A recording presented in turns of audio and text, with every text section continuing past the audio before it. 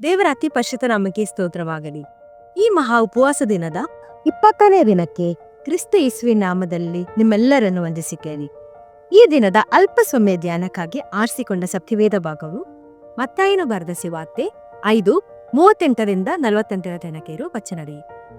ಈ ಭಾಗದಲ್ಲಿ ನಮಗೆ ಹೀಗೆ ಕಾಣಬಹುದು, ಇಲ್ಲಿ ಯೇಸು ಸ್ವಾಮಿ ನಾವು ಹೇಗೆ ದೇವರ ಮಕ್ಕಳಾಗಬೇಕು ಎಂದು ಹೇಳಿಕೊಡುವಂಥದ್ದು ಮತ್ತು ಇಲ್ಲಿ ದೇವರ ಪ್ರೀತಿಯನ್ನು ಪ್ರಕಟಿಸುತ್ತಾರೆ.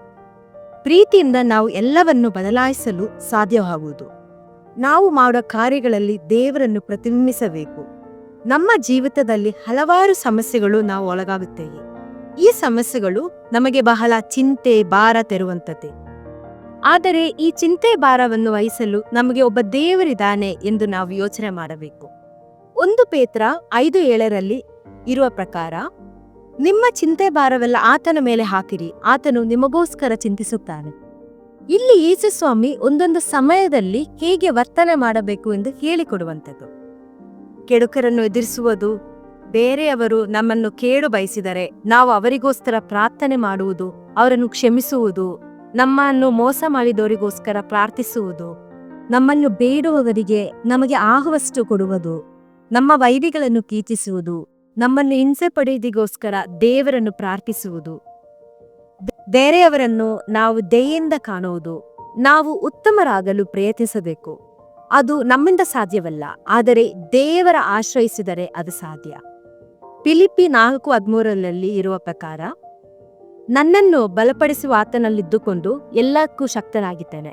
I can do all things through Christ who strengthens me. ದೇವರ ಮಕ್ಕಳಾಗಲು ನಾವು ಬಾಧ್ಯರಾಗಿದ್ದೇವೆ. ನಾವು ಅದಕ್ಕೋಸ್ಕರ ಪ್ರಯತ್ನಿಸಬೇಕು. ಜಕರ್ಯ 4:10, ಅಲ್ಪ ಕಾರ್ಯಗಳ ದಿನವನ್ನು ಯಾರು ತಿರಸ್ಕರಿಸಲು? Do not despise the small beginnings. ಇಲ್ಲಿ ದೇವರು ಹೇಳುವುದೇನೆಂದರೆ, ಹೀಗೆ ಮಾಡಿದರೆ ಪರಲೋಕದಲ್ಲಿರುವ ನಿಮ್ಮ ತಂದೆ ಮಕ್ಕಳಾಗುವುದು.